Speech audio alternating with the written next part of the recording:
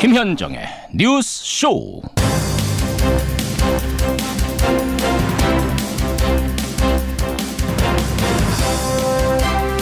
사람, 노동, 직접. 어제 발표된 대통령 개헌안의 핵심 키워드입니다. 애청자 여러분 안녕하십니까. 부마 항쟁, 60 항쟁, 5.18 민주화 운동의 정신을 계승한다. 기본권의 주체는 국민에서 사람으로, 근로라는 용어는 노동으로 바꾼다. 국민 소환제, 국민 발안제 등을 통해서 직접 민주주의를 강화한다. 이렇게 다 열거하기에는 주목되는 내용들이 많아서요. 오늘 1부에서는 이 개헌안을 만든 분 연결해서 조목조목 좀 짚어보죠. 하지만 개헌을 둘러싼 정치권의 공방은 갈수록 거칠어집니다. 한국당의 홍준표 대표는 이건 누더기 헌법이다. 개헌 투표하러 들어가는 의원은 제명 처리한다. 라고까지 했습니다.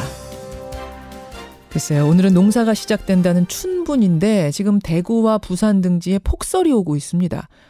대구는 10cm 폭설이 내린 아침인데요. 어째 우리의 개헌 논의를 보자니 꽁꽁한 겨울 상태. 몇 년째 겨울인 것 같아서 답답합니다. 김현정의 뉴스쇼 출발하죠.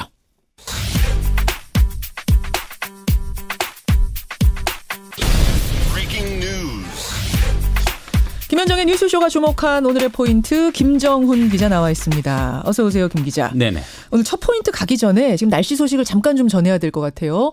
부산과 대구 등지를 중심으로 밤사이에 폭설이 내렸습니다. 네. 10cm 가까이 폭설이 내려서 등교죠. 등교 시간 조정 요청이 지금 전해졌고 교육청에서 검토하는 중이라는 여기까지 전해졌습니다. 날씨 상황 더 심각해지면 제가 또 중간중간 전하도록 하죠. 첫 포인트 뭡니까? 네, 기승전결 결국은 다스였습니다. 이명박 전 대통령의 혐의 말이죠. 네, 다스는 이 전 대통령의 것이라고 검찰이 결론을 내렸는데 그 다스가 이 전 대통령의 범죄 혐의 전반에 얽혀 있었던 것으로 드러나고 있네요. 구속영장 청구 사유에 따르면요. 이 전 대통령은 1985년 현대건설 대표로 있을 때 현대차 정세영 회장으로부터 안정적인 물량을 독점으로 수주하는 하청업체 설립을 제안받았고요. 이후 자본금 3억 9천만 원을 들여서 회사를 설립했고 실질적으로 운영해 왔다는 게 검찰의 설명입니다. 그렇게 다스를 은밀히 키워온 건 이명박 전 대통령의 비자금 창고였기 때문이죠. 얼마나 조성했다는 거예요? 2006년까지 12년간 339억 원의 비자금을 조성한 것으로 파악되고 있고요. 이게 다 개인 용도로 쓴 것으로 보이네요. 또 BBK 투자금 반환 문제가 드러나자 삼성전자에게 소송 비용을 대납시키기도 했죠. 이런 게 드러나면서 결국 발목이 잡힌 건데 구속 여부는 내일 가려지는 거죠. 네, 내일 오전 10시 30분에 영장 실질 심사가 열립니다. 다만 이 전 대통령은 직접 출석하지 않겠다고 밝혔어요. 그래서 법원은 결국 서면을 바탕으로 구속 여부를 가릴 수밖에 없게 됐습니다. 이런 상황에서 부인 김인옥 여사에 대한 의혹도 커져가고 있는데 지금 명품백 논란이 벌어졌죠. 거기에 등장하는 사람이 정두원 전 의원입니다. 정두원 각서. 저희가 연락이 됐습니다. 정두원 전 의원 오늘 2부에 스튜디오 출연합니다. 자세한 얘기 전모 어떻게 하다가 사인까지 하게 됐는지 들어보죠. 다음 포인트는요. 네, 조용필과 방북하는 레드벨벳입니다. 어제 윤상, 현성월 두 사람이 만났습니다. 실무 접촉했어요. 평양 공연의 윤곽이 나왔습니다. 예술단이요. 31일 평양을 방문해서 다음 달 3일까지 체류하며 2차례 공연한다 이런 계획을 잡았고요. 누가 가느냐가 최대 관심사였잖아요. 그렇죠. 북한 공연 그 경험이 있는 조용필, 이선희, 최진희, 윤도현 씨 등이 포함되었고 여기에 백지영과 레드벨벳 등도 이름을 올렸네요. 대부분 논의는 순조롭게 진행이 됐고요. 근데 다만 선곡은 더 조율이 필요하다고 합니다. 이 레드벨벳 같은 아이돌 그룹은 북한에 워낙 생경해서 신중히 검토하고 있기 때문이다. 이렇게 얘기가 나오고 있어요. 레드벨벳 노래는 우리나라 사람들 중에도 생경하다고 하는 사람들이 많을 정도로 맞습니다. 신선한 장르여서 북한에서 어떻게 소화할지 모르겠어요. 그래서 윤상 감독도 북한이 원하는 곡도 우리가 원하는 곡들에 대한 조율이 쉽지 않았다. 북한이 잘 모르는 노래들이 많았기 때문이다. 이렇게 언급을 했네요. 마지막 포인트 중요한 거 하나 가죠. 네, 촛불 전국의 무기 사용을 검토한 국방부입니다. 그러니까 박근혜 전 대통령에 대한 탄핵 요구가 막 들끓을 그 시점에 국방부가 위수령을 논의했다라는 게 어렴풋이 전해졌었는데 좀 문서가 나왔어요. 네, 그 위수령이라는 게요. 대통령의 명령으로 군이 일정 지역에 주둔하면 거기서의 경비와 치안을 맡게 되는 것인데 그렇죠. 그게 국민의 기본권을 대통령령으로 유보할 수 있느냐 이 자체가 논란이거든요. 그런데 국방부는 병력 출동이 자치단체의 요청에 의한 것이지만 능동적으로 협의를 요청할 수 있다 이렇게까지 밝혔다고 이렇게 하네요. 문건에서. 예. 더불어민주당 이철희 의원이 입수한 위수령에 대한 이해 그 문건에 명시된 내용입니다. 예. 또 국방부는 또 근거가 없더라도 소극적 무기 사용은 가능할 것으로 판단된다 이렇게까지 밝혔네요. 문건에. 네, 이 문건이 작성된 때가 촛불 집회가 한창이던 지난해 2월이었으니까요. 만약 탄핵이 기각됐더라면 어떤 일이 벌어졌을까 시급하네요. 여기까지 보죠. 수고하셨습니다. 네. 지방선거와 개헌 국민투표 동시 실시를 위해 대통령 발의 개헌안을 마련했습니다. 첫째도 둘째도 국민이 중심인 개헌이어야 함을 분명히 말씀드립니다. 새로운 대한민국은 개헌으로 시작될 것입니다. 예, 국회가 개헌 발의를 못하면 내가 하겠다. 결국 대통령이 26일에 개헌 발의를 직접 하기로 결정을 했죠. 그리고 어제부터 사흘간 개헌안의 내용을 국민들에게 청와대가 직접 설명하고 나섰습니다. 어제 첫 시간 설명을 듣고요. 이건 뭐지? 좀 생소한 지점들이 있으셨죠? 그래서 오늘 첫 인터뷰는 이 개헌안을 만든 분을 연결해서 그 궁금증들 직접 풀어보기로 하죠. 국민헌법자문특별위원회 하승수 부위원장 연결이 돼 있습니다. 부위원장님 안녕하세요. 네, 안녕하세요. 고생 많이 하셨습니다. 아닙니다. 네. 그러니까 어제 조국 수석이 브리핑한 그 개헌안 만든 곳이 국민헌법자문특위. 네네, 저희가 자문안은 청와대에 드렸고요. 예. 어제 발표하시는 내용을 보니까 그 저희 특위에서 만든 자문안하고 크게 다르지는 않는 것 같습니다. 그렇죠. 국민헌법자문특위. 정말로 국민 의견을 많이 수렴하셨어요? 온라인이나 오프라인으로 최대한 의견 수렴을 했습니다. 온라인으로도 한 52만 명 정도가 방문하셔서 의견을 남겨주셨고요. 예. 저희가 이제 무작위로 투출한 시민들 참여하는 토론회도 좀 했었습니다. 신고리 오르코기 공론할 때처럼 그렇게도 하고 또 개헌에 대해서 그동안 고민해왔던 여러 단체들의 의견도 좀 들었고요. 또 2,000명 대상으로 심층 면접 조사도 했었습니다. 그래서 그렇군요. 다양한 경로로 국민들의 의견을 수렴해서 그래도 개헌안을 만들었다고 자부하고 있습니다. 대표적으로 그 국민 의견에 의해서 만들어진 조항을 하나 꼽자면 어떤 건가요? 예를 들면 이제 농민들이 바라는 헌법에 대해서 좀 의견들을 많이 제시를 하셨습니다. 온라인이나 오프라인으로 공업이라는 게 좀 우리 사회에서 공익적인 가치가 있다. 이런 걸 좀 인정해 달라는 거였는데요. 그런 부분들은 저희가 헌법 개정안을 작성하는 과정에서 최대한 많이 반영을 했습니다. 혹시 저는 그 국회의원 소환제 이거 아니었나 어제 보면서 그 생각 들던데. 가장 뜨거운 반응을 보여주셨는데요. 시민들이 제안도 해주셨지만 또 저희 특위에서도 설문 문항이나 이런 걸로도 넣었었는데 아무래도 뜨거운 반응이 있었습니다. 뜨거운 반응. 자, 그럼 거기서부터 질문을 한번 시작해 보죠. 직접 민주주의를 강화하기 위해서 국회의원 소환제를 넣은 거다. 이렇게들 많이들 해석하시는데 국회의원 소환을 어떻게 한다는 겁니까? 소환제라는 건 기본적으로 이제 처음에는 시민들이 서명을 받으시고요. 일정 숫자 서명을 받으면 그걸 투표에 붙이게 됩니다. 일정 숫자라 하면 그러니까 어느 정도 서명이 모여야 되나요? 지금은 이제 헌법에서는 그렇게 구체적인 숫자까지는 담지는 않았습니다. 구체적인 건 법률로 정하게 되는데 지금 이제 지방자치단체 예를 든다면 유권자 한 10에서 20% 정도 서명을 받아가지고 이제 소환을 발의할 수가 있고요. 그러면 이제 투표를 해가지고 과반수가 찬성하면 소환이 되는 그런 구조입니다. 그래서 국회의원 국민소환제도는 헌법에 근거만 두고 세부적인 건 이제 법률로 정할 수밖에 없어서 그렇게 이제 만들게 될 것 같습니다. 법률로 정하는 거면은 그럼 국회에서 법률로 정하는 거라 국회의원들이 이거 굉장히 어렵게 만드시거나 아예 뺄 수도 있을 것 같은데요. 근데 소환 제도를 도입하는 건 명시되어 있기 때문에 만약에 개헌이 되면 어떤 형태로든 소환 제도는 만들어질 겁니다. 알겠습니다. 이제는 그럼 국회의원 일하는 거 마음에 안 든다. 우리 세비 주기 아깝다 싶으면 국민이 지역구 국회의원이면은 지역구 민이 그렇습니다. 비례대표면 어떻게 합니까?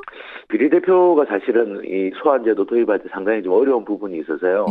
지방의원도 비례대표는 지금 빠져 있습니다. 소환 대상에서. 그렇죠. 그래서 그거는 이제 아마 국회 입법 과정에서 좀 고민이 많이 필요할 것 같습니다. 알겠습니다. 국회의원 소환제. 또 하나는 역시 직접민주주의 강화 차원에서 마련된 국민발안제. 사실 국회가 가진 가장 큰 권한이 법률을 발의하고 통과시키고 이런 건데 입법권인데 네네. 그럼 국민도 이제 발의를 할 수 있는 거예요? 네, 그렇습니다. 국민발안제도가 아주 중요한 제도인데요. 예. 헌법 개정안도 국민들이 직접 발안할 수 있고 법률안도 발안할 수가 있습니다. 예. 사실 이제 우리가 30년 동안 개헌이 안 된 이유 중에 하나가 대통령이나 국회가 어떤 합의를 해서 헌법 개정안을 발의를 못해서 그런 건데요. 그렇죠. 국민 발안 제도가 도입되면 국민들이 원하는 헌법 개정안도 낼 수 있고 또 법률안 같은 경우도 지금은 뭐 100만 명이 서명해도 법적인 효력이 아무것도 없습니다. 예, 예. 그런데 이제 앞으로 만약 국민 발안 제도가 도입되면 예. 국민들이 원하는 법안도 직접 안건으로 제출할 수 있게 됩니다. 이것도 유권자의 뭐 어느 정도가 서명해야 된다라는 기준 안 적혀 있습니까? 특위에서 낸 안에서는 예. 법률안은 유권자 한 40만 명 정도면 발안할 수 있도록 되어 있고요. 40만 명. 헌법 개정안은 120만 명. 이거는 뭐 워낙 중요한 사안이니까 예. 그 정도로 되어 있습니다만 뭐 요즘 청와대 청원 게시판도 20만 명 서명도 뭐 금방 돼요. 채워지는 그러면 40만 명이라고 해놓으면 이거 너무 남발되거나 이럴 가능성은 없을까요? 40만 명이 했을 때 이제 국회에서 안건으로 다루는 거기 때문에 다 법이 통과되는 건 아닙니다. 그런데 40만 명 정도가 원하는 내용이라면 그래도 국회에서 안건으로는 다룰 필요는 저는 있다고 생각하고요. 그래서 기준은 한 40만 명 정도로 잡혀 있습니다. 그럼 지금 청와대 청원 게시판 보면 20만 명 서명하면 무조건 답을 하거든요, 청와대가. 네네네. 그럼 이 경우도 유권자의 40만 명, 유권자 40만 명이 서명을 하면 무조건 국회에서 일단 다뤄야 되는 건가요? 테이블 위에 올려야 되는 겁니까? 네네. 근데 법률안이기 때문에 뭐 법률안으로 성안이 되기 어려운 내용까지 그렇게 뭐 발언하기는 어렵습니다. 온 압력에 대해서 우려하시는 분들이 있는데 저는 크게 걱정하지 않아도 될 거라고 생각합니다. 알겠습니다. 국회의원들이 조금 더 바빠지시긴 하겠네요. 네네. 예. 어제 개헌 설명회 첫 시간 후에 가장 관심이 뜨거웠던 부분 국회의원 소환제, 국민 발안제부터 먼저 짚어봤습니다. 네네. 다시 얘기를 좀 앞으로 돌려보죠. 개헌 헌법의 전문. 기존 헌법에는 4.19 혁명만 명시가 돼 있는데 이 네네. 개헌안에는 부마 항쟁, 5.18 민주화운동, 60항쟁을 거기에 추가한다는 거죠? 네네, 그렇습니다. 어떤 의미입니까? 이게 뭐 우리나라가 이제 뭐 당연히 그 국민 주권을 선언하고 있고 민주공화국이라고 되어 있는데요. 예. 사실 이제 우리 헌법에 보면 지금은 3.1 운동이나 4.19를 통해 가지고 그동안 이제 이 국민들이 민주주의를 지켜왔다는 것, 또 이 나라의 자주성을 지켜왔다는 것을 이제 명시하고 있는데요. 예. 사실 지난 30년 동안에도 또 많은 사건들이 있었고 역사적인 평가들이 좀 있었습니다. 예. 그래서 부마항쟁, 5.18 민주화운동, 60항쟁이 추가가 된다는 건 저는 뭐 어떻게 보면 헌법에 있는 국민주권의 원리라는 걸 좀 사건을 통해 가지고 구체적으로 좀 보여주는 의미가 있을 거라고 생각하고요. 예. 여론조사를 해봤는데 뭐 60-70% 정도 국민들이 여기에 대해서는 동의하는 걸로 나왔습니다. 지난 겨울에 그 촛불혁명, 촛불 네네. 집회는 고려의 대상은 아니었습니까? 논의는 했는데 아직까지는 너무 최근의 사건이라서 예. 포함시키지 않는 걸로 그렇게 판단을 했었습니다. 아직 뭐 국정농단이 재판 중이기도 하고 이런 것들이 네네. 고려가 알겠습니다. 또 하나 주목되는 게 이제 공무원의 노동 3권 보장한다는 내용입니다. 네네. 노동 3권이라면 여러분 아시다시피 단결권, 단체 교섭권, 단체 행동권. 네. 그러니까 공무원이나 교사도 이제부터는 단체 행동권, 파업을 할 수 있다 이런 얘기죠. 이게 이제 지금 헌법에서는 이제 예외적으로 공무원들은 노동상권을 가지는 걸로 되어 있었는데요. 예. 이번 개정 헌법에서는 이제 원칙적으로는 가지되 법률로서는 제한할 수 있도록 그렇게 되어 있는 겁니다. 그래서 뭐 그게... 한꺼번에 다 되는 건 아니고요. 예. 큰 틀의 원칙만 정하는 거라서 예외적으로 허용하던 걸 좀 원칙적으로 허용하는 거고요. 예외적으로 큰 틀이 제한이었고 네네. 거기서 일부만 예외적으로 허용이었다면 네네. 이번에는 그렇습니다. 큰 틀을 노동3권 공무원도 가질 수 있습니다 해놓고 네네. 예외적으로 제한을 두는 이게 바뀌었다. 근데 그 어차피 이 헌법 개정이 되면 법률로서 이제 구체적인 걸 정해야 됩니다. 그렇죠. 근데 어쨌든 단체 행동권을 여기 보장을 한다는 게 명시가 돼 있기 때문에 공무원이나 교사분들이 파업 못하던 것을 이제는 할 수 있는 거는 굉장히 큰 변화인 것 같긴 해요. 단체 행동권은 결국 뭐 사회적 합의가 좀 필요할 거라고 생각합니다. 그렇죠. 공공을 위한 업무를 하는 사람들이기 때문에 일반 기업 노동장처럼 그렇게 파업을 할 경우에는 공공 서비스가 마비되고 네네. 국민에게 미치는 피해가 사실 사기업의 파업하고는 비교가 안 되기 때문에 이 부분은 시민들이 좀 반발하실 수도 있거든요. 네, 공무원 기본권 지켜주자고 시민 기본권이 침해되진 않겠는가 이런 우려. 네네. 그런 우려가 있는 것도 알고 있고요. 말씀드린 것처럼 헌법은 큰 틀을 정하는 것이고, 결국에는 이제 법률로서 구체적인 그 범위는 정하게 됩니다. 그래서 그런 논의 과정들이 앞으로 또 필요할 거라고 생각합니다. 이거는 그러니까 무조건 파업 다 된다 이렇게 이해하시지는 말아달라 이런 말씀이세요. 네. 알겠습니다. 공무원 노동권 말고 일반 노동자들의 노동권도 명시적으로 강화시켜주는 안들이 곳곳에 들어있더라고요. 네네. 당연히 노동계는 환영, 재계는 우려. 지금 반응 이렇던데요.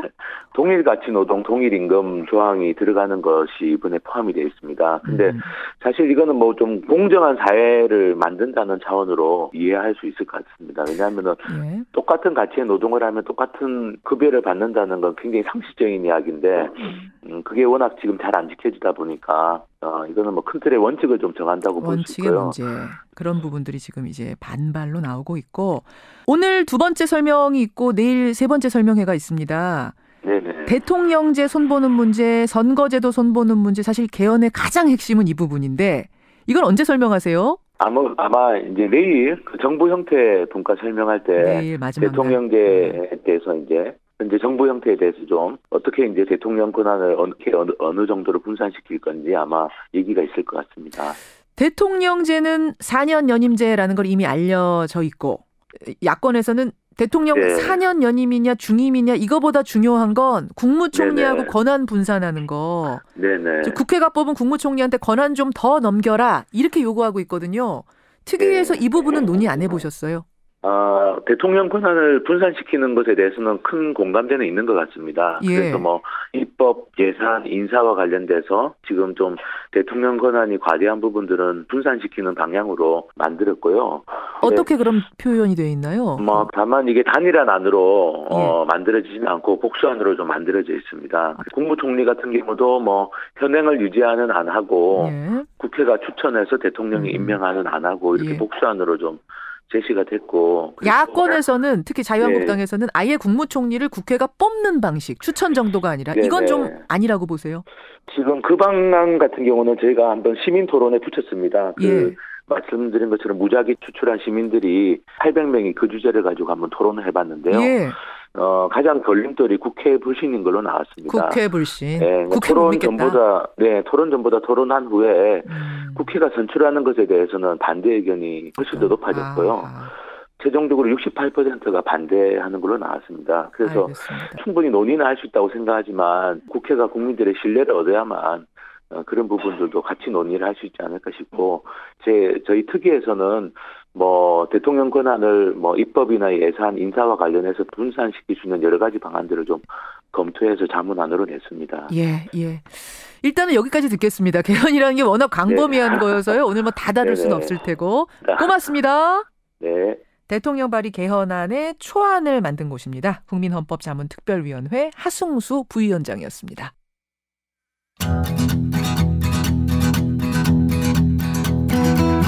김현정의 뉴스쇼는 청취자 여러분의 참여로 이루어집니다. 트위터, 페이스북, 레인보우 게시판, 그리고 단문 50원, 장문 100원의 유료 문자 샵 1212, 우물정 1212 통해 참여하실 수 있습니다.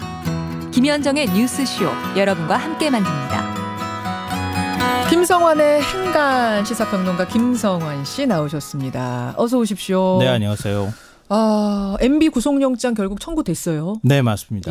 실질 심사가 내일 이루어집니다. 네, 맞습니다. 그런데 심사 안 받겠다 나는. 출석 안 하겠다. 포기해버렸어요. 이게 국민 보기 민망해서 그런가요? 하여튼 좀 여러 고민이 있었던 것 같습니다. 자포자기 같아요, 저는. 그런 측면도 있을 수 있겠죠. 판단을 이미 한 게 아닌가. 자, 오늘 이렇게 돌아가는 상황 속에서 행간 하나를 짚어오셨다고요? 네. 뭐 예측이 하나 맞아떨어졌다고 해야 되나요? 제가 검찰이 구속영장 청구할 거라고 말씀드렸잖아요. 100%다 그러셨는데 뭐 다 그렇게 생각한 것 같아요.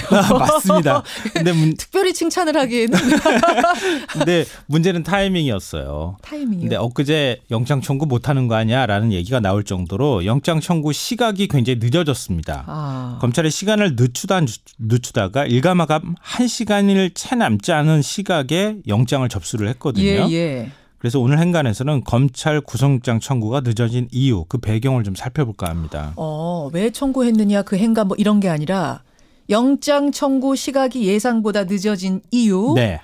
이거 법무부 장관하고 문무일총장하고 협의하느라고 늦어졌다 이렇게 알려진 거 아니에요? 예, 어제까지는 그렇게 알려졌는데요. 새로운 사실이 하나 추가가 됐습니다. 뭡니까? 이게 협의가 아니라 서로 의견이 엇갈렸다, 갈등했다, 대립했다 이런 얘기가 지금 나오고 의견이 있거든요. 달랐다. 예, 문무일총장이 박상기 장관한테 보고를 했다고 합니다. 영장을 청구하겠습니다. 예. 그랬더니 박 장관이 전직 대통령의 범죄는 내란, 헌정질서 문란 등 소위 국사범이 아니면 대한민국 국격이나 대외 이미지 등을 고려할 때 특별한 사정이 없으면 불구속 수사와 재판이 바람직하다. 이런 의견을 냈다는 거예요. 법무부 장관은 그러니까 불구속 쪽으로 의견을 냈다? 네.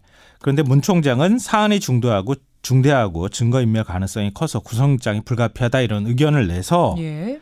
뭐 지휘권 발동까지 가지 않고 검찰 입장을 이 법무부 장관이 수긍해서 영장을 청구할 수 있게 됐었다 이런 얘기가 나오는 거죠. 그러다 보니까 시간이 늦어진 거다. 네. 자, 이 장면 왜 시간이 늦어졌는가? 이 장면의 행간 이면 읽어보죠. 첫 번째 행간은 누이 좋고 매부 좋고 이다입니다.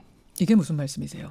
영장 청구를 두고 법무부 장관하고 검찰총장이 대립했다? 네. 이게 뭔가 큰일이 있는 거 아니야 이렇게 생각할 수가 있는데요. 예. 전혀 아닙니다. 아니에요? 제가 볼 때 누이 좋고 매부 좋은 일이다. 왜요?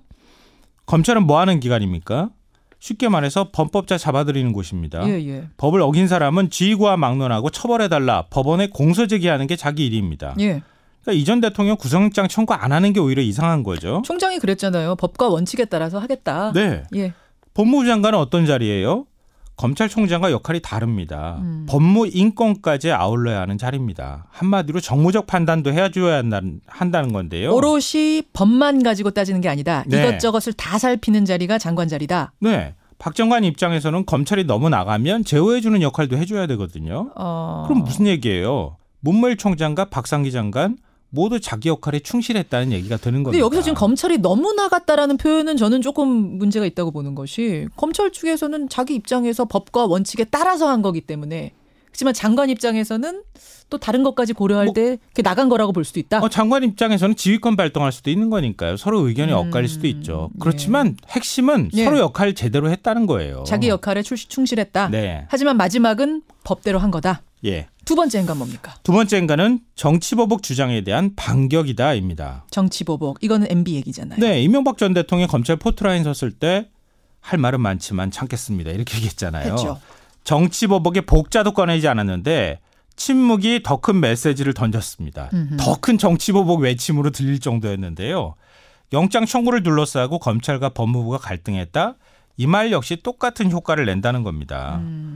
검찰 정치보복으로 지금 수사하는 거 아닙니다. 우리 이렇게 독립적으로 수사하고 법무부 장관과 갈등 벌일 정도로 우리가 지금 이렇게 하고 있습니다.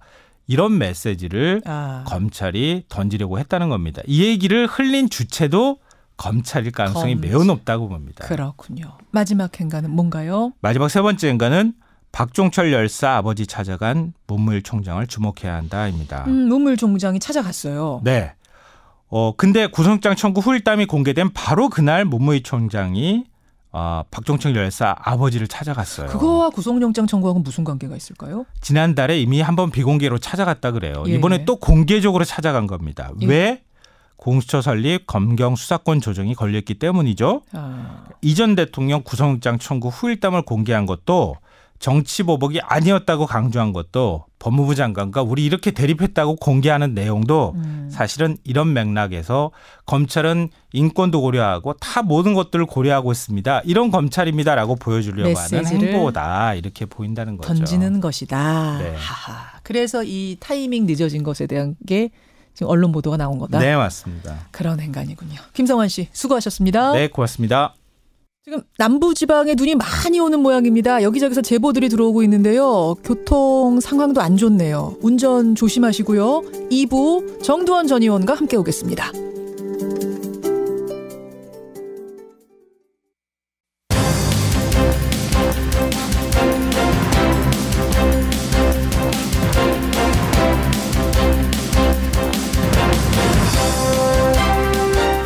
여기 전주인데요. 하얗게 눈이 왔습니다. 여기는 화순입니다. 춘설이 왔어요. 구미인데 구미도 지금 눈이 한참 내리고 있습니다. 1204님은 천안 아산에도 눈 많이 옵니다. 눈이 지금 어디 오는 건가 살펴봤더니요. 강릉, 청주, 안동, 대전, 대구, 전주, 울산, 부산, 창원, 여수. 여수는 비인가요? 예, 여수는 비군요. 광주, 여수, 목포, 제주는 비. 예, 그리고 수도권만 지금 흐린 상태인 것 같습니다. 눈 많이 오는 곳은 교통 통제가 이루어질 정도입니다. 여러분들 운전 조심하셔야겠고요. 등교 시간이 늦춰질 수도 있다고 합니다. 이건 아직 정해진 건 아니어서 정해지면 저희가 또 알려드리도록 하죠. 자, 김현정의 뉴스쇼 2부 출발합니다. 2007년 대선 직전에 이명박 전 대통령의 부인 김윤옥 여사가 미국의 사업가로부터 명품 백을 받았다. 당시 한 기자가 이걸 보도하려고 하면서 MB 캠프를 찾아왔다. 이걸 무마시키기 위해서 후에 뭔가 특혜를 준다는 각서가 작성이 됐다. 그 각서에 서명한 사람이 정두원 전 의원이다. 이 보도, 서울신문의 보도였습니다. 이 내용이 알려지고 나서 저희가 계속 연락을 취했습니다만 어제는 연락이 안 된다는 말씀 드렸죠. 어렵게 정두원 전 의원과 연락이 닿았습니다. 오늘 월간 정두원으로 정두원 전 의원과 함께 이 얘기 당사자의 입을 통해서 생생하게 전모를 밝혀보겠습니다. 오늘 라디오 재판정도 준비가 된 날인데요. 여러분 포털사이트에 댓글 많이 보시죠. 그런데 더불어민주당의 신경민 의원이 이 댓글 기능을 아예 없애버리자. 이런 얘기를 어제 토론회에서 했답니다.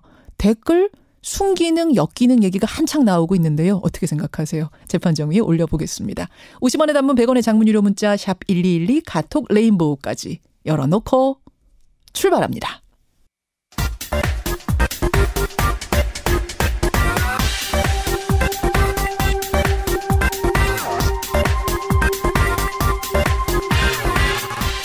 방송만 나갔다 하면 화제가 되는 시간이죠. 뉴스쇼의 핵심 코너입니다. 우리 정치의 한 달 앞을 내다보는 시간 월간 아무개. 오늘은 월간 정두원 편입니다. 오늘도 정두원 전 의원 나오셨어요. 어서 오십시오. 네, 안녕하세요. 정말 많이 기다렸습니다. 그랬어요? 네. 제 전화를 왜 그렇게 안 받으셨어요? 아유, 그러니까 누구 전화는 받고 누구 전화 안 받고 그럴 수가 없으니까. 싹 다 안 받으신 거예요? 네. 그래. 제가 김현정 씨하고만 친한 줄 아는데 친한 기자들 많아요. 아니 사실은 굉장히 맘졸이면서 무슨 일이 터질 때마다 계속 전화를 저희 제작진들이 드렸는데 싹 안 받으셨어요. 그러다가 오늘 참 어렵게. 그러니까 저는 그 상황을 보면서 지난 2주 동안 참 복잡 미묘한 심경이셨나 보다. 그러겠죠. 누구나 다 그러겠죠. 어떻게 보내셨어요, 2주를? 그러니까 제가 MB 소환 당시 그날 그 장면을 사실 못 보겠더라고요. 나중에 뉴스로 봤죠. 그러니까 이제 그게 제 심경을 말해줄 텐데 뭐 이제 착잡하다는 표현 말고 다른 표현이 좀 있었으면 좋겠는데 복잡 미묘하죠. 그러니까 저는 이제 MB 정권 내내 이러시면 안 됩니다. 이제 안 되옵니다. 했던 사람인데 결국 이렇게 됐구나. 거봐라. 뭐 이런 마음이 또 왜 안 있겠어요. 근데 또 막상 그렇게 되니까 아유 마음이 또 안 되고 그렇죠. 아니 그날 그 생중계는 사실은 전 국민이 다 봤다고 해도 될 만큼 TV 볼 수 있는 모든 사람은 다 봤다고 해도 될 만큼 시청률이 높았는데 그걸 안 보셨단 말이에요. 예. 그러니까 못 보셨단 말이에요. 못 보죠. 못 보셨다. 하도 찹찹해서. 예. 아니 사실은 정두원 전 의원은 안 됩니다. 하다가 그야말로 토사구팽 당한 분이면은 속 시원하게 볼 수도 있었을 텐데. 사람 심리가 또 그렇지 않더라고요. 왜냐하면 그분하고 제가 또 오랜 기간 같이 일을 했잖아요. 신나게 일할 때도 있었거든요. 서울시장 때는. 서울시에선. 그래서 이제 그분을 만나면 이제 어떤 말을 하고 싶냐 누가 물어보더라고요. 그래서 아이 대통령님 왜 대통령을 서울시장 때처럼 못 하셨어요. 그때처럼 했으면 좋았을 텐데 그 얘기를 이제 하고 싶다고 얘기했죠. 돈이 문제 아니에요. 결국은 이 어떤 분이 댓글을 이렇게 달았더라고요. 이 집안은 무슨 돈에 뭐가 씌었나? 아니요. 그거는 사실 죄송한 얘기지만 우리 부모 세대들이 참 어렵게 살다 보니까 돈에 이제 노예가 돼서 사는 분들이 많아요. 제 대표적인 사람님들이 저희 부모님이에요. 저희 부모님이 정의원 부모님. 네, 정말 돈의 노예가 돼서 사셨거든요. 근데 이제 저희 부모님 같은 경우는 워낙 없이 사셨으니까 가난하셔서. 그럴 수 있다 치는데 그러니까. 돈이 많은데도 이제 그렇게 되더라고요, 사람은. 그게 일반인 시각에선 이해가 안 가는 거야. 아니, 저렇게 많이 가진 사람이 뭘 그걸 또 탐을 내갖고 지금 드러나는 것들. 어렸을 때 어렵게 살았으니까 이제 그게 트라우마처럼 몸에 이제 남아 있는 것 같은데 이제 이명박 전 대통령의 비극은 뭐냐면 돈과 권력을 동시에 잡으려고 했다는 게 문제가 있는 거죠. 그럼 하나는 놨어야 되는데. 예, 그리고 돈도 이만큼 벌었으니까 저는 이명박 정부가 역대 최강의 정부가 될 수 있을 거라고 생각했어요. 왜냐하면 어떤 정부든지 돈에서 자유롭지 않거든요. 그러니까 이제 신세진 사람이 많고 하다 보니까 낙하산 인사해야 되지. 또 그런 사람들로 인해서 국정농단 벌어지지. 근데 이명박 정부는 자기네들이 돈이 있으니까 신세질 필요가 없어요. 없다고 생각을 하신 거예요. 예, 그래서 제가 대선 때도 가장 최소 규모로 선거를 치르자. 왜냐하면 당선은 거의 경선이 끝나자마자 확실히 된 거거든요. 그러니까는 돈에서 자유로울 수 있었던 정부죠. 그러니까 얼마나 신나게 정권을 권력을 잘 운영했겠어요. 그랬어야 되는데 지금 드러나는 것 보면 소소한 것에 욕심내다가 지금 이렇게 된 거 아닙니까? 그러니까는 안타깝죠. 자, 오늘 월간에서는 아무래도 MB와 그 일가에 얽힌 이야기를 해야 될 텐데 어느 때보다 하여튼 지금 정두원 전 의원의 얼굴이 무겁습니다. 어두우세요. 왜 얼굴이 어두울 수밖에 없는가를 하나하나 차근차근 풀어보겠습니다. 자, 우선 구속영장 얘기부터 좀 하고 시작하죠. 지금 구속영장은 신청됐고요. 내일 영장 실질 심사한답니다. 근데 포기를 했어요, 심사를. 그러니까 이제 판단을 잘한 거죠. 그 박근혜 대통령 같은 경우는 끝내 자기가 이제 무죄가 될 거라고 이렇게 어리석게 판단하신 것 같은데 MB는 유죄가 될 거라고 판단을 한 것 같고 그래서 스타일은 구기지 말자. 물론 이제 공식적으로는 그래요. 이미 검찰에서 다 소명했는데 또 설명할 필요가 없어서 안 하는 것뿐이다. 아니 그 모양새가 이제 되게 우습잖아요. 가서 일일이 이제 자기가 또 변명하는 게. 검찰에서 조사받는 거야 뭐 앞 공개가 이제 안 되는 거지만 이제 법정 심사는 어차피 법정에 가서 지켜보는 사람들이 있잖아요. 그렇죠. 그러니까 이제 스타일 구기기 싫은 거죠. 스타일 구기기 싫은 마음. 어차피 구속될 거다.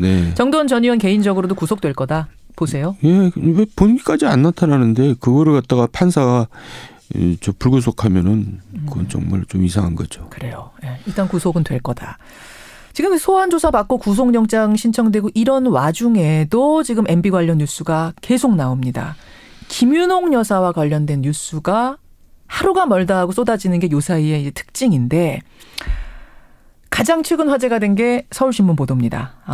이 보도에는 여러분 잘 아시다시피 정두원 전 의원이 등장을 합니다. 그래서 일단 정 의원님 국민들한테 우리 청취자들께 한 말씀을 좀 하고 시작하시는 게 좋을 것 같아요. 이 부분에 대해서 사과도 좋고요. 왜 그렇게 되셨는가에 대한 심경도 좋고요. 아니 일단 저는 MB 정부가 결국 이제 이런 꼴을 보이고 또 MB께서 저렇게 이제 구속을 눈앞에 두고 있는 상황에서 MB 정부 탄생에 참여한 사람으로서 저는 책임이 있죠. 그래서 저는 사실 사과드리고 싶고 또 면목이 없다는 말씀을 드리고 싶고 또 이제 그걸 선거 과정에서 이제 여러 가지 이제 굴곡이 있고 고비가 있었는데 그걸 이제 제가 여러 가지 막아내는데 많은 역할을 했는데 심지어 사비 털어가면서 내가 막았다 그런 얘기도 하셨잖아요. 그 결과가 이제 이런 식으로 나타나니까 저도 할 말이 없죠. 사실은 이런 꼴들 보면서 결국은 대통령이 되자마자 결별하신 거 아니에요. 그때 그러니까 회의들을 많이 느끼셨던 걸까요? 그러니까 이제 사실 대통령 되기 전까지는 제가 평소에 하던 대로 저는 직원을 서슴지 않았다고 생각해요. 그런데 MB가 그걸 다 받아줬어요. 그때까지는. 근데 대통령이 되고 난 다음부터는 이제 아니 되옵니다 하니까는 이제 꼴 보기 싫었는지 이제 뭐 밀려났다는 것보다 내가 나왔는데 결국은 그 후에도 계속 그렇게 했죠. 그런데 이제 결국 감옥까지 보내더라고요. 옛날 이조 시대 같았으면 뭐 목이 10개라도 남아나지 않았겠죠. 사찰도 당하시고. 섭섭한 거는 언론에서는 그걸 늘 저를 권력투쟁한다고 얘기하는데 예. 대통령과 대통령형을 상대로 권력투쟁하는 사람이 세상에 어디 있어요. 그거는 좀 그렇죠. 그러니까 저는 지금 이 문제만 해도 그렇습니다. 네. 저는 다스 140억 원 돌려받은 게 유일하게 그 당시에 한 언론만 보도를 했는데 예. 그때 제가 이 일은 MB 정부에서 가장 치졸한 일이 될 것이다라고 얘기를 했는데 어느 언론도 다루지 않았어요. 언론 통제를 받은 거죠.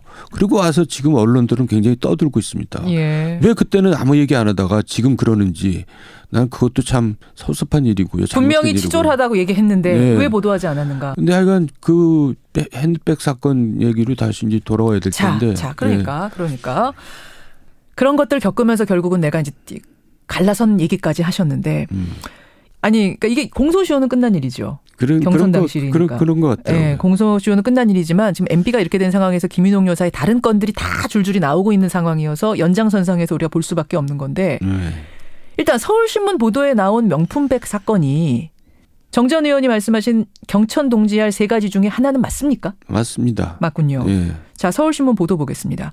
김인홍 여사가 2007년 경선 당시에 재미 여성사업가로부터 에르메스 백을 받았다. 그 안에 3만 달러가 들어있었다. 3만 달러 들어있었던 건 맞아요? 이건 보도가 엇갈리더라고요.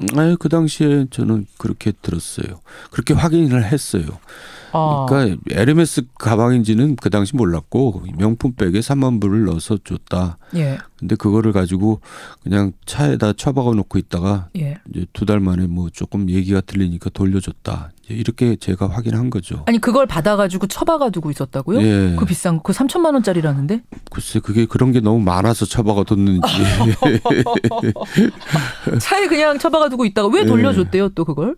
뭐 좀 말이 나오기 시작했겠죠. 수근수근. 근데 말이 나오기 시작한 게 벌써 저한테도 찾아왔으니까 말이 나오지 않았겠어요? 말이 들어왔으니까. 네. 누구한테서 말 들으셨어요?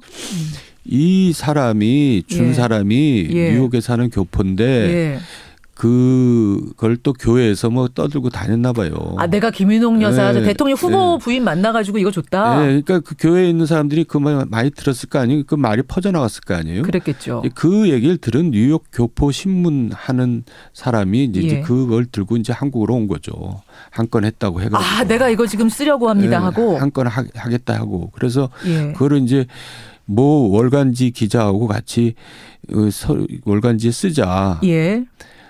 이제 이렇게 한 겁니다. 그리고 이제 그걸 가지고 캠프를 찾아왔어요. 월간지 기자가 이제 캠프를 찾아온 거죠. 그래서 아셨군요. 그래서 그거를 알게 되고 나서 수소문해 보니까 가방은 어디 있던가요? 가방은 이미 돌아간 상태인데 돈도 돌아가고. 예. 근데 어쨌든 이거 알아야 될 게 뭐든지 제가 판례를 보면은 돈을 받았는데 5일 만에 돌려줬는데 그 받은 걸로 취급해서 몇 년형을 산 경우가 있어요. 그러니까 2달 후에 돌려줬다는 것은 돌려준 게 아니라 받았다고 보통 법적으로는 해석을 하죠. 볼 수밖에 없죠. 그 사업가는 재미 여성사업가 뭐 하는 사람인데 미국에 사는 사람이 뇌물을 줍니까? 기사를 보니까 뭐 영어 마을을 하려고 그랬었다고 뭐 그런 한국에서 영어 마을 하려고 그런 기사가 나오더라고요. 자, 그래요. 그래서 돌려줬는데 기자가 눈치채고 취재를 하러 와서 그걸 막기 위해서 캠프 관계자 송모 씨, 이 송모 씨도 사업하는 사람인데 자기 돈을 기자한테 건네면서 이걸 무마했다. 캠프 관계자 송모 씨가 사업하는 사람이 아니고 월간신문 기자예요. 그러니까 이제 그 기자가 기사를 쓰려다가 이제 이거는 안 되겠다 그러고 이제 찾아온 거죠. 그 여자를 데리고 찾아온 거죠. 우리 정모시기를 만나서 이거를 좀 뭔가 이렇게 도움을 좀 받자, 뭐 해결을 하자, 뭐 이래가지고 이제 저를 정모시기가 정도원 의원입니까? 그렇죠. 그러니까 이제 얘기를 들어보니까 확인해 보니까 사실인데 이제 그게 보도를 나가면 지금하고는 감이 다릅니다. 그 당시에 이제 경선이 끝나고 대선 와중인데. 후보 부인이 명품백에 3만 원을 돈 걸 받았다, 들은 걸 받았다 하면은 진짜 그건 뒤집어지죠. 선거판이 완전 흔들리죠. 그래서 제가 이제 이건 등에서 식은땀이 나더라고요, 정말. 그래서 이제 그 여자를 붙잡고 통사정을 하고 원하는 게 뭐냐. 그랬더니 이제 자기 뭐 사업 도와달라. 그리고 자기가 뭐 MP 캠프에서 못 받은 돈이 있다. 뭐 9천만 원 일을 했는데 5천만 원밖에 못 받았다. 그래서 내가 이제 그렇게 한 사람한테 확인해 보니까 뭐 얼버무리더라고요. 자기가. 잠깐만요. 제가 다시 한번 정리하겠습니다, 여러분. 그러니까 재미 여성 사업가가 재미 교포가 나중에 차후에 영어 마을 하고 싶어 갖고 김윤옥 여사한테 핸드백하고 3만 달러를 줬어요. 근데 이거를 2달 만에 이게 문제가 되기 시작하자 다시 돌려줬습니다. 그랬는데 캠프로 재미 신문의 기자와 한국 월간지 기자가 손을 잡고 찾아옵니다. 정의원을 찾아옵니다. 네. 우리 이런 거 지금 쓰려고 한다. 네. 그러면서 쓰려고 하는데 사실은 내가 이 캠프에서 그러니까 일종의 협박을 하는 거죠.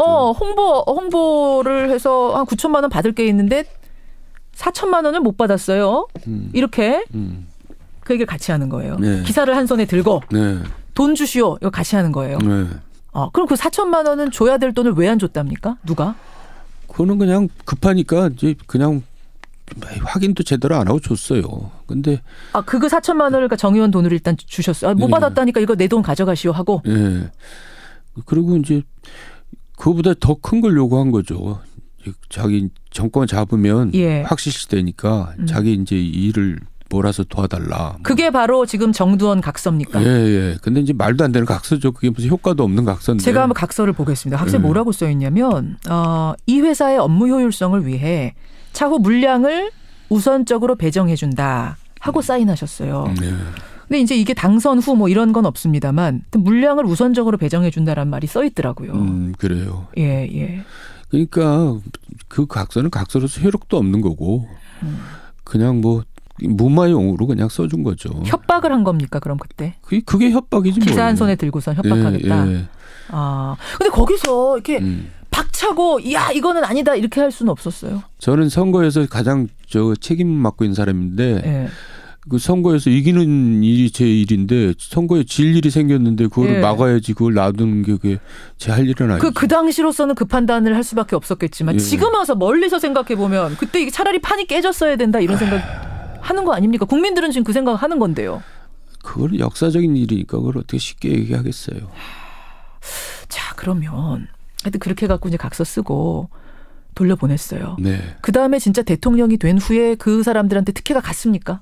안 갔죠. 안 갔어요? 아니 갔는지 안 갔는지 모르겠어요. 이제 갈라서 쓰니까. 그 후로는 제가 이제 모르는데 그 후까지 그 일간신문에서 서울신문에서 기사를 썼더라고요. 뭐 특수수사대 수사도 하고 또 그 여자들을 뭐 어떻게 처리했는지까지는 이제 밝혀지지 않고 있는데 그럼 뭐 앞으로 또 밝혀지겠죠. 그 이 일련의 사건들을 MB도 당시 알았습니까? MB는 몰랐을 것 같아요. 왜요? 제가 그 당시 그 확인을 여사 쪽으로 확인을 했기 때문에. 그러니까 제가 그날 밤인데 이렇게 왔길래 놀라서 일단 사실 확인을 해야 되잖아요. 그렇죠. 그래서 이제 전화를 했죠. 김윤옥 여사한테. 그쪽 측에. 예. 더 솔직히 얘기할게요. 사위한테 전화를 했어요. 이상주 씨한테. 이거 이런 일이 있는데 한번 확인해 봐라. 그랬더니 놀랍게도 저는 설마 했죠. 한 2-30분에 전화가 왔는데 사실입니다라고 답이 왔어요. 그러니까 제가 얼마나 기가 막혔겠어요. 대통령 후보라는 사람의 부인이 3천만 원짜리 핸드백에다가 3만 달러 받아갖고 있다니 이게 지금 어떻게 그게 근데 상식적으로 가능합니까? 선거 기간에? 개념이 없는 거죠. 김윤옥 여사. 좌충우돌. 뭐 하여간 기가 막혔어요 저도. 기가 막혔어요. 근데 MB한테까지는 안 갔을 수도 있다. 그 소리가? 그건 어떻게 해요? MB한테 숨겼을 수도 있죠. MB한테 얼마나 야단 맞았겠어요. 그걸 알면은. 자, 그러면은 지난번 경천동지 얘기하실 때 그렇게 말씀하셨어요. 저한테. 그 일 때문에 대통령이 되고 난 후에도 고생을 했다. 영향을 아니 끼쳤다. 이제 그 사람들이 이제 저를 찾아왔어요. 약속대로 이제 정권을 잡았으니까 도와달라. 대통령 되고 난 후에 찾아왔어요? 그래. 그러면서 이제 제가 그랬죠. 알다시피 나는 지금 개털이다. 난 이미 손 털었다. 그쪽이랑. 그러니까 내가 무슨 도움이 되겠냐. 그래도 저기 막 도와달라 그러길래 이제 당시 문체부 차관한테 이제 한번 가봐라. 내가 전화를 해놓을 테니까. 그때가 언제쯤입니까? 그러면 당선되고 정권 초니까요. 정권 초기에. 몇 월쯤으로 기억하세요? 봄, 여름, 가을. 그 신재미 차관한테 갔더니 신재미 차관이 이제 적당히 해서 돌려보냈더라고요. 어떻게 해서요? 아니, 그러니까 그건 뭐 일을 어떻게 주겠어요. 그러니까 이거는 다 경쟁 입찰하는 거니까 특별히 줄 수 없다 이렇게 보냈죠. 그런 다음에 이제 이 사람들이 이 서울신문 기사에 의하면 청와대로 찾아갔더라고요. 청와대로. 근데 각각 찾아갔어요. 그 인쇄업자도 찾아갔고 예. 그 백을 준 여자도 찾아가고. 그래가지고 이제 김인웅 여사를 만나겠다 뭐 그랬다고 기사를 봤어요. 그때도 그러니까 협박이 이미 돈은 돌아간 상황이지만 계속 그거 갖고 협박하는 거군요. 예. 김인웅 여사 찾아간 다음엔 어떻게 됐는지는 모르고요. 뭐 이거 왜 찾아왔냐? 하여간 일단 내가 찾아왔다고 전해라. 그랬더니 뭐 차를 보냈다. 저 영부인 쪽에서 뭐 그런 얘기도 있고 뭐 특수수사에서 일단 수사를 받았다. 뭐 그런 얘기도 있고 뭐 모르겠어요. 자, 그래요. 경천 동지할 일 여러분 뭐 이 정도 갖고 경천 동지야라고 하실지 모르지만 여러분 이게 지금 대선이 그 당시예요. 라면 그렇게 될 수가 있었죠. 개념 없이 후보의 부인이 영어마을을 하게 해주세요라는 사람한테 돈을 받았다, 백을 받았다. 이거는 경천 동지할 일. 왜냐하면 대통령이 바뀔 수 있는 일이었기 때문에 지금 그 말씀을 하시는 겁니다. 이 명품백 사건 말고도요. 지금 김유동 여사가 걸린 것이 뭐 성동조선으로부터 회사회생 도와달라는 취지로 뇌물 받았다. 국정원 특활비 10만 달러 받았다는 사람도 김 여사고 이팔성 전 우리금융회장으로부터 4억 6,500만 원 받은 사람도 김 여사. 다스의 법인카드로 4억 원 쓴 사람도 김 여사. 이건 다 대통령 당시에 벌어진 일들. 이거 말고도 더 있습니까? 김 여사는 뭐 별도로 움직였기 때문에 제가 아는 사항은 없고요. 물론 거기도 돈이 필요했겠죠. 움직이니까. 후보인도 후보랑 거의 비슷하게 움직이잖아요. 그렇죠. 이 대선 대통령 되고 나서 받은 돈들 보면은 되기 전에도 꽤 많이 뭐가 있었겠다라는 생각이 막 합리적인 의심이 들어서요. 그때는 실제로 돈이 필요할 때니까요. 선거. 근데 이제 아까도 얘기했지만 자기네들이 돈이 많은데 그 돈 쓰면은 신세 질 필요가 없잖아요. 그러니까요. 그러고 나서 대통령 돼서 얼마나 떵떵거리면서 대통령 할 수 있겠어요. 근데 왜 그걸 안 했을까요? 왜 자기 돈도 만들면서. 그러니까 돈과 권력을 같이 동시에 걸머쥐으려고 했던 게 이제 큰 잘못이죠. 그러니까 아까 우리 국민들이 지적한 것처럼 정말 돈에 뭐가 씌이지 않고서야 어떻게 그런 판단을 하느냐. 돈 있는 사람들이. 그러니까 돈이 일종의 신앙인 거죠. 돈에 노예가 돼 있는 거죠. 그거 언제 다 씁니까? 자, 그래요. 자, 경천 동지 3가지 중에 한 가지는 어쨌든 이렇게 밝혀졌습니다. 그러면 나머지 2가지도 김윤옥 여사 관련된 겁니까? 그건 그렇지 않아요. 그리고 지금 이제 차고는 넘칩니다. 그런데 여기서 뭐 2가지까지 또 뭐 얘기해가지고. 아니, 어차피 역사 앞에서 이제는 정말 내가 진실을 말하는 것만이 국민들을 위해서 할 수 있는 최선이다, 사죄다 하고 지금 진실을 밝히기 시작하신 거니까 기왕 밝히시는 김에 뭐 하시죠, 그냥 시원하게. 지금 MB 이제 구속을 눈앞에 두고 있는 시점에서 거기서 더 이상 제 입으로 뭘 유해를 가한다는 것은 그건 이제 더 이상 할 일이 아니라고. 너무 생각해요. 착잡해서. 네. 뭐 김윤옥 여사 관련된 건 하여튼 아니에요? 2개가? 네, 아닙니다. 아니에요. 네. 그것도 경천 동지할 일은 맞습니까? 뭐 제 생각인지도 모르죠. 그만하죠. 그래요. 예. 참. 검찰은 지금 김 여사 소환 가능성에 대해서는 결정한 바 없다 이런 입장인데 네, 어떻게 보세요? 그러니까 지금까지 예를 들어서 대기업 같은 경우도 가족을 같이 구속하는 경우는 거의 없어요. 그냥 불구속 수사하죠. 그렇죠. 그렇게 하겠죠. 왜냐하면 부인까지 같이 만약에 구속이 되는 사태가 벌어지면 굉장히 역풍이 불 거예요. 그거는 또 이제 또 정치적으로 전략적으로 판단해 볼 문제죠. 예, 알겠습니다. 정도현 전 의원과 오늘 함께했습니다. 사실은 이거 말고도 뭐 제가 개헌 얘기도 좀 해야 되고 지방선거 얘기도 해야 되는데. 그러니까요. 월간 정도원이 아니라. 오늘은 그렇게 MB 정도원 뭐 이렇게 돼버린 것 같아서 오늘 사실은 정도현 전 의원 제가 월간으로 계속 만났지만 오늘 가장 어두우세요. 아니 제가 월간이니까 나왔지 안 나왔을 텐데. 하여간 저도 하여간 요새 어쨌든 그 정권을 아까도 얘기했지만 탄생하는데 일조했던 사람이니까 책임을 지고 자숙하고 있어야죠. 그래요. 우리 청취자들께는 어려운 상황, 입이 안 떨어지는 상황이지만 진실을 말씀드려야겠다는 생각으로 오늘 걸음해 주셨습니다. 감사드리고요. 네. 표정 좀 피세요. 제가 뭐 딱히 드릴 말씀은 없고 기운 좀 내시기 바랍니다. 네, 감사합니다. 다음에 뵙겠습니다. 고맙습니다. 네, 수고하셨어요. 월간 정두원이었습니다.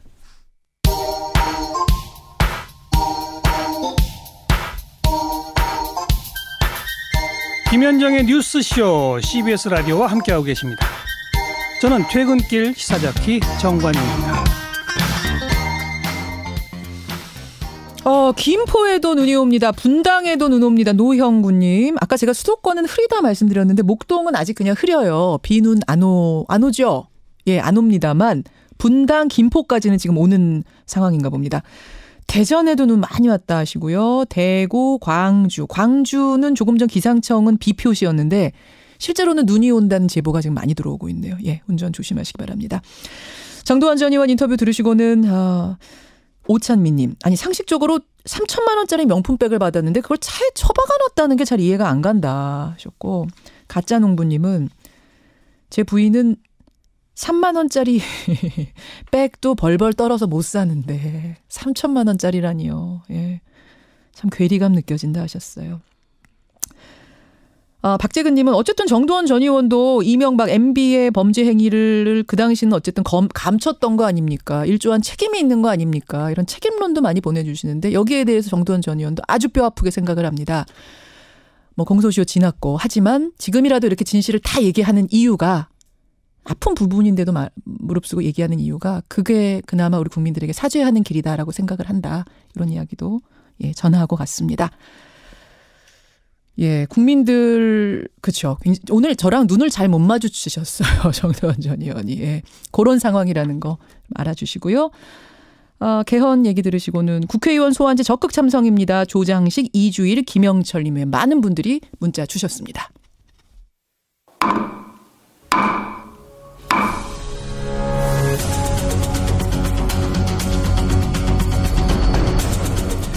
뉴스쇼 수요일의 코너입니다. 라디오 재판정.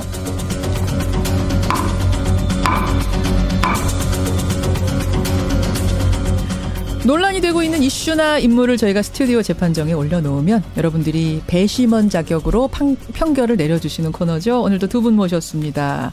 수락관 상궁 노영희 변호사님 어서 오십시오. 네, 날이면 날마다 오는 게 아니야. 수요일에만 온단 말이야. 수요일에는 라디오 재판정에 간다. 노상궁 문안드립니다. 잠깐만요. 아니 왜 이러세요? 제가 열심히 했는데 무한함을 무릅쓰고. 와, 연기를 제가 오면서 연습할 것 같습니다. 상상 그 이상이네요. 아니 마이크 들어오기 전까지 굉장히 진지하게 막 원고 검토하고 계시던. 인상 쓰고 계셨어요 좀 전까지. 그러니까. 와, 이거는 거의 뭐 아카데미 여우주연상에 올려야 될 만큼 훌륭한 연기력. 좀 보내주십시오. 대단. 백 변호사님 굉장히 부담스러우시겠네요. 저는 따라가지 않습니다. 괜히 따라가다가 이거는 제가 안 하는 이만 못하게 되기 때문에 저는 따라가지 않겠습니다. 수락강 마당새 네, 백성근 변호사입니다. 사실 토요일이면 프로야구가 개막하는데 오늘 눈이 오네요. 이제 좀 빨리 좀 따뜻해졌으면 좋겠네요. 선수들 다치겠어요. 야, 이게 무슨 일인가 싶을 정도로 지금 눈이 많이 오는데 부산 뭐 폭설이 온다 그러는데 서울은 안 오는데. 그러게 말입니다. 의왕도 눈이 지금 하나둘 내리기 시작한다고. 임지선님, 제주 쪽도 지금 눈이 오기 시작합니다. 진영준님, 많은 분들이 문자 주시는데요. 자, 춘분에 오늘 함께하고 있습니다. 라디오 재판정. 그나저나 MB가 뭐 지금 영장 실질심사 내일 시작하는 마당에 우리 법조인 두 분이 나오셨으니까 간략하게만 여쭐게요. 지금 영장 실질심사 포기했거든요. 포기는 아니에요. 엄밀하게 말하면 불출석이죠. 불출석. 변호사는 그게 그거 나가니까. 아니에요? 그게 그거 아니에요? 그래도 이제 원래 변호사까지 안 나가는 게 이제 포기죠. 그러니까 아무것도 안 하는데 사실 저는 이것도 가능한지도 솔직히 잘 모르겠어요. 이게 형사 재판의 일종인데 민사처럼 변호사가 대리하는 것도 좀 이상하고. 그러네요. 형사는 본인이 직접 나가던가 아니면 포기를 해야 되는데 또 이게 그런 딜레마가 있는 거예요. 만약에 변호사도 안 나가면 영장실질심사의 포기는 보통 대부분이 어떻게 느끼냐면 그냥 인정하는구나. 로 느껴요. 그러니까 그거는 아니다라는 걸 보여주기 위해서 변호사는 출석을 하겠다라고 밝힌 겁니다. 그렇지만 일종의 특혜네요. 이거는 전직 대통령. 전 이해가 안 돼요. 사실 이 부분은. 네. 구속이 됐다 칩시다. 그러면 구속되고 나서 박근혜 전 대통령 같은 경우에는 조사 제대로 안 받았죠. 그렇죠. 안 받았죠. 검찰이 나오라면 구속된 의미도 없을 만큼 안 받았는데 이명박 대통령은 그럼 어떻게 할까? 사실 이거는 좀 예견된 수순인데요. 처음에 그 영장 청구 여부 결정된 다음에 비서실명의로 나온 내용들을 보면 이제 검찰을 굉장히 비판을 하죠.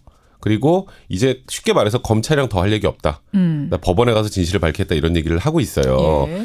그 일환으로 첫 번째가 영장실질심사 불출석입니다. 나 검찰에서 얘기 다 했는데 뭘 내가 또 나가서 또 시시콜콜 얘기를 다 하느냐. 그 말씀은 구속이 된다 한들 검찰 조사 안 받을 거다. 당연히 안 받는 거죠. 이거는 박근혜 전 대통령 수순으로 갈 것이다. 그래서 아마도 박근혜 전 대통령처럼 검찰에서 이제 구치소로 방문 조사 갈 가능성이 많아요. 만약에 구속이 된다면 방문 조사를 갈 때도 박근혜 전 대통령과 마찬가지로 입 다물 거다. 네, 입 다물고 아무 얘기도 안 할 가능성이 지금 현재는 90% 이상입니다. 그냥 가능성입니까? 노 변호사님 뭔가 그쪽 법조계에서 들리는 얘기도 있어요? 그런데 그쪽 변호사님들이 사실 의견이 달라요. 변호사님들이 몇 분 계시는데 그중에 이제 이렇게 강경한 의견을 내시는 분이 계세요. 그분이 이제 아예 지난번 그 검찰에서 3월 14일 날 출석해서 조사받았던 거 그것도 나가지 말았어야 된다. 그런 변호사 이런 얘기 하시고 변호인단 중에 MB. 그리고 또 이번에 당연히 영장실질심사 나가봤자 의미도 없는데 왜 나가느냐 이런 얘기 하시고 또 이번에 조사받을 때도 하지 말아라. 아무것도 협조하지 말아라. 우리 변호사들이 다 알아서 하겠다. 이런 얘기 하시는 분이 계시는가 하면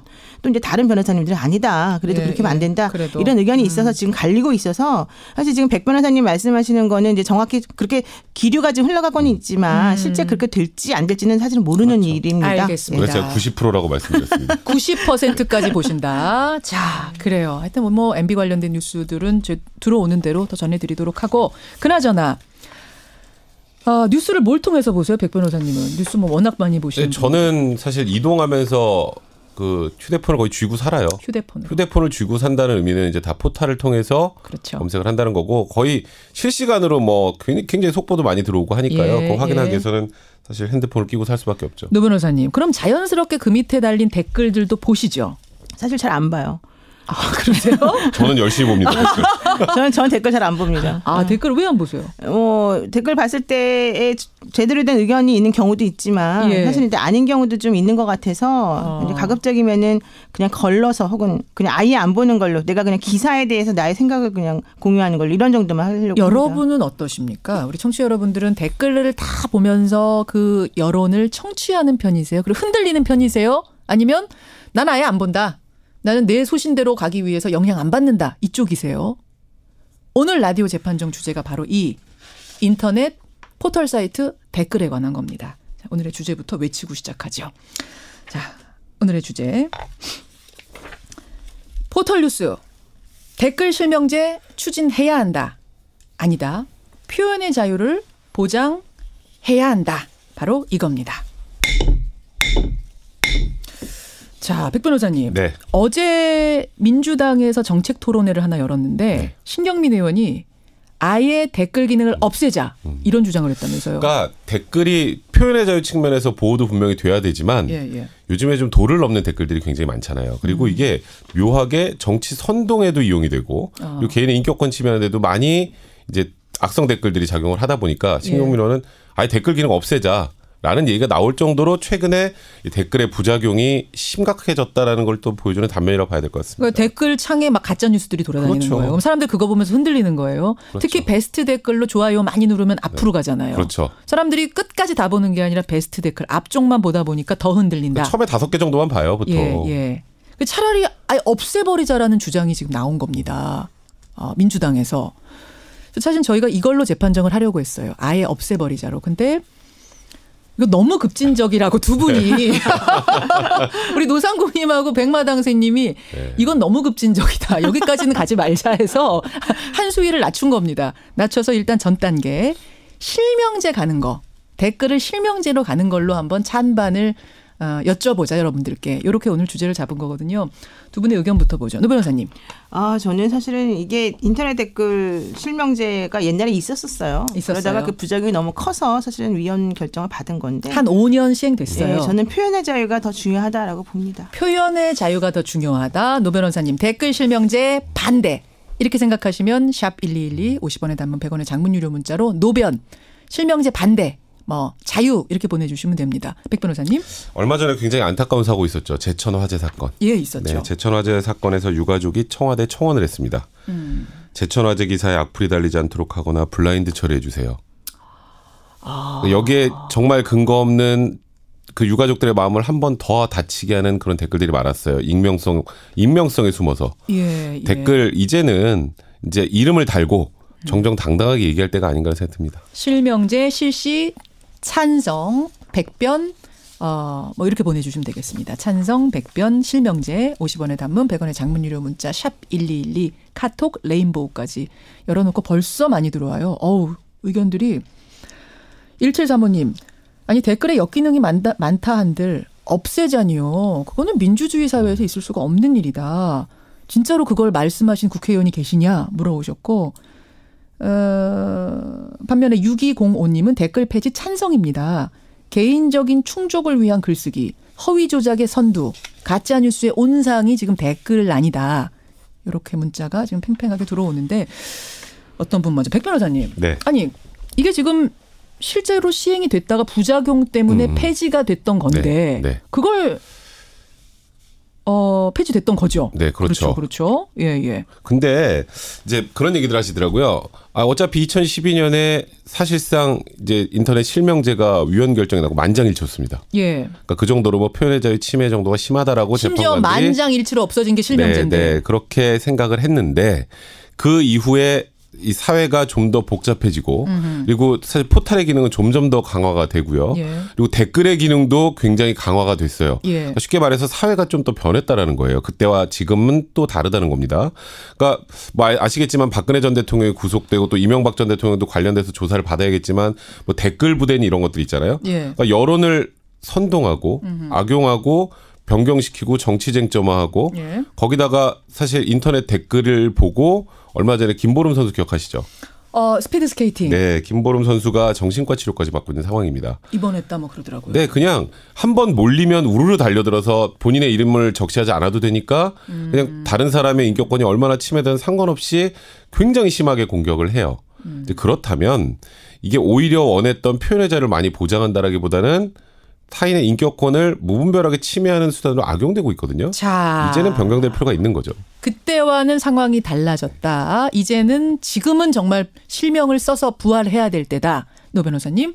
그런데 실질적으로 지금 백 변호사님 말씀하시는 것은 일종의 부작용인 건 맞아요. 예. 그런데 그런 부작용이 있다라고 해서 아예 실명제를 전환한다면 더 큰 부작용이 있을 수밖에 없다는 겁니다. 그러니까 우리가 뭐 빈대 한 마리 잡다고 초가삼간 태우겠냐 이런 얘기도 있다시피 예. 실질적으로 이 인터넷 그 실명제를 반대했던 위헌 결정의 이유 중에 하나는 이런 식의 그 실명제를 도입하게 되면 표현의 자유를 침해할 수밖에 없다. 기본적으로. 표현의 자유. 네. 그리고 이제 본인과 관련해서 개인정보 유출이 너무 가능하다. 예를 들면은 예전에 네이트라고 이제 SK 커뮤니케이션에서 예. 지금도 있어요. 지금 네이트. 있어요. 근데 이제 대규모 해킹이 벌어졌는데 그때 예. 3,500만 명의 개인정보가 한꺼번에 해킹당한 적이 있어요. 예. 이게 이제 거의 성인 수준의 모든 사람들의 개인정보가 유출된 거라고 볼 수밖에 없는데 예. 이게 방송통신위원회에서 이게 인터넷 실명제 때문이었다라는 식으로 그때 그 원인을 밝힌 바가 있었습니다.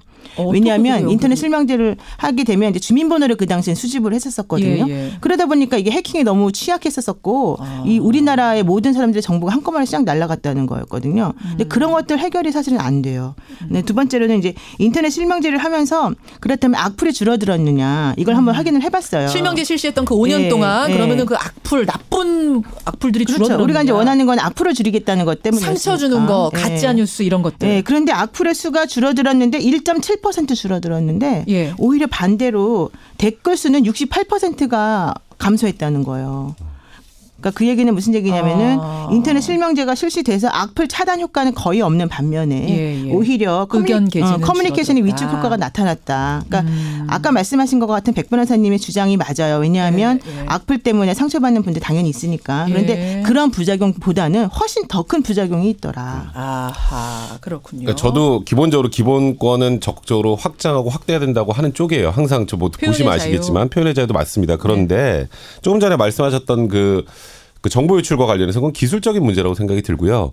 이거는 여기에 본질하고는 좀 상관없다고 생각을 해요. 개인적으로 일단 첫 번째. 두 번째는 아까 말씀하셨죠.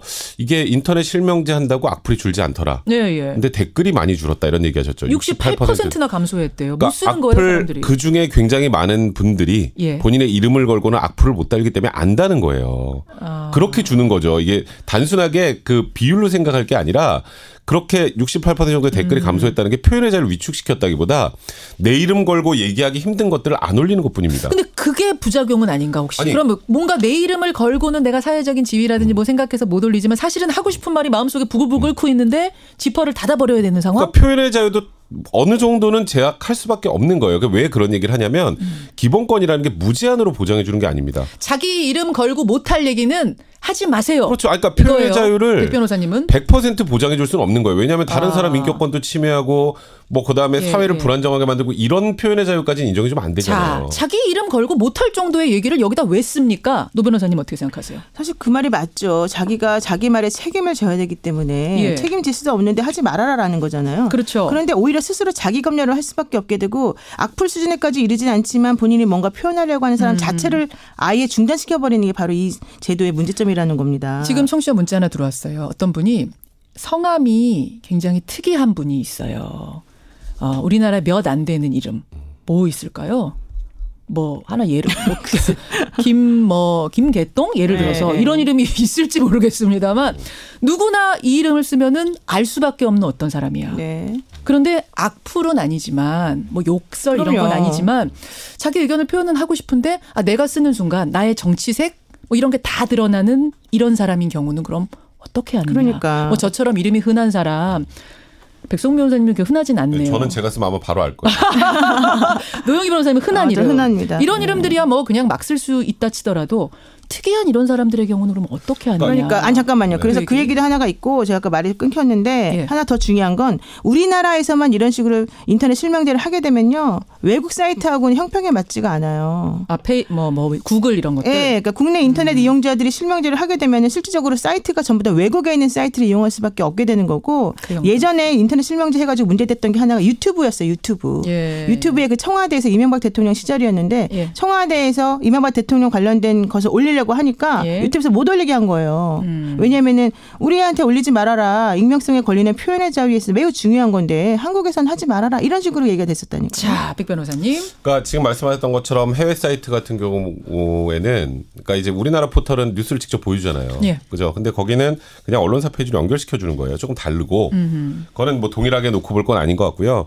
그러니까 지금 사실 아까 이름 문제도 얘기하셨고 분명히 위축시키는 건 맞아요. 그거 사실 그 부분 때문에 그 부분이 좀 극대화돼서 과거에 유형 결정이 나온 건데 제가 말씀드렸던 것처럼 기본권이라는 건 100% 보장하는 기본 게 아니에요. 누군가는 불편을 감수할 쉽게 수밖에 말해서 없다. 이름 내가 이거 게시하면 사람들이 나를 다 알아볼 텐데 근데 나는 내가 정당한 얘기를 올리면 알아보건 말건 상관없거든요. 김계동 씨 알아보든 말든 상관없잖아요. 정당한 얘기라도 자기의 정치색을 막 드러내고 싶진 않은 얘기들 있잖아요. 그러니까 정치색을 드러내고 싶진 않아도. 욕설은 아니지만. 그러니까 거기에다가 이제 보통은 제가 말씀드렸던 것처럼 본인이 쓰고 싶은 얘기든 내 이름을 걸고 언제든지 쓸 수 있게는 해주는 거잖아요. 지금 말씀하셨던 것처럼 내가 약간 위축되고 이건 개인의 차이인 거고 표현 자체를 못하게 아까 댓글창을 없애자 이런 개념이 아니지 않습니까? 그러니까 얘기는 할 수 있게 해주되 대신에 이름을 밝히고 얘기를 하면 본인의 말에 책임을 지려고 하기 때문에 다른 사람에게 피해가 가는 말이 아무래도 줄어들 거고 원래 인터넷 댓글 공간이요. 제일 원했던 건 뭐냐면 자유로운 토론 기능이었어요. 그렇죠. 이런 생각 저런 생각. 근데 지금은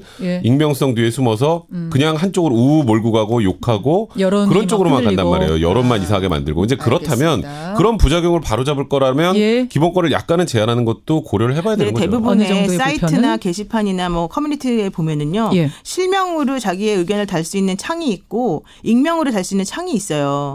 근데 대부분의 경우에는 익명으로 달 수 있는 창이 훨씬 더 활발하게 의견 개진이 가능해요. 거기에 악플만 나오는 게 아니거든요. 악플은 물론 있을 수 있는 부작용이지만 실제 그것 때문에 전체적으로 기능이 마비되는 게 아니에요. 기본적으로 말씀드리고 싶은 것은 실명으로 하는 게시판의 기능보다는 익명으로 하는 게시판의 기능이 훨씬 더 활발하게 의견 표현과 관련된 자유를 보장해 준다는 점이죠. 알겠습니다. 여러분의 의견 잠깐 보고 가겠습니다. 고유희님. 이름을 숨겨야만 말할 수 있는 게 진정한 표현의 자유인지 의문입니다. 그러니까 이분은 실명제 찬성. 진짜 표현의 자유는 자기 이름 내놓고 하는 거다. 나와서 당당하게 토론하는 거다. 이분은 이런 생각. 반면에 9094님은 실명제는 과한 것 같습니다. 심한 말을 한 사람이 있거나 아까 뭐 김보름 선수 예를 드셨는데 욕설하거나 이런 사람이 있으면 그거는 따로 조사하고 거죠. 처벌하고 규제하고 그렇게 대처하지 아예 다 막는 건 아니다.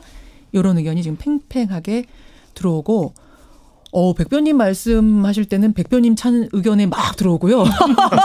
노영희 변호사님 말씀하실 때 노영희 변호사님 의견이 막 들어오고 바로 이런 거거든요. 댓글도 베스트 댓글에 뭐가 올라가냐에 따라서 그렇죠. 여론이 우르르 몰리는 분명히 그런 기능이 지금 있긴 있어요.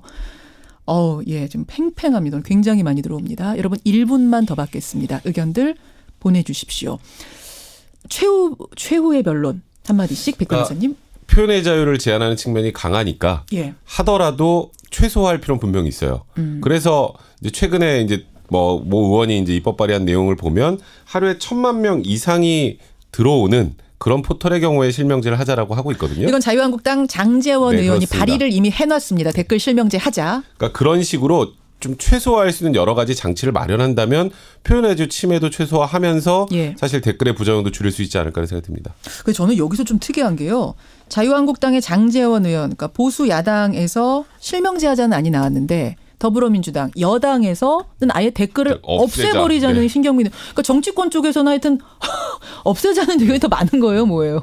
지금 분위기가 좀 그런 거죠. 지금 말씀드렸던 것처럼 부작용이 정치권에도 굉장히 안 좋게 좀 작용을 하다 보니까 좀 그런 거예요. 정치인분들이 제일 불편해서 그런 건 아니에요. 노영희 변호사님 최후 변론 30초. 이미 우리는 한번 경험을 했습니다. 위원 결정이 그리고 내려졌습니다. 왜냐하면 시행을 해보니까 너무 부작용이 컸기 때문입니다. 우리가 또다시 똑같은 절차를 반복할 필요가 있는가. 우리가 운용을 잘하면 되고 그런 부작용은 다른 방식으로 해결하면 된다. 이렇게 생각합니다. 자, 최종 집계 나왔습니다. 저는 상당히 팽팽할 줄 알았는데 그렇진 않네요. 댓글 실명제, 인터넷 댓글 실명제 하자가 79대 21%, 79%대 21%로 댓글 실명제 다시 한번 해보자 쪽의 손을 여러분들이 들어주셨네요. 저는 근데 조금 의외네요. 노 변호사님. 네, 저도 의외입니다. 의외네요. 네, 댓글의 부작용이 그렇게 심하다라고 많은 청취자분들이 느끼는 게 아닌가 싶어요. 네. 그때보다 지금 더 많은 분들이 이렇게 저렇게 자신과 관련돼서 경험을 했기 때문에. 그렇죠. 그리고 부작용도 많이 보셨던 거죠. 자, 여러분 어떻게 생각하십니까? 다시 한번 다음번에 재판정 말고 전문가 토론으로 한 번 더 마련을 해보겠습니다. 네, 좋습니다. 두 분 고생하셨고요. 노상국님. 네. 아까 그 연기 반응이 굉장히 좋아요. 아, 그래요? 다음번에 다른 연기 하나 더 괜찮겠습니까? 기대해 보세요. 자, 라디오 재판정 백성문 변호사, 노영희 변호사, 백성문 변호사 고맙습니다. 네, 고맙습니다.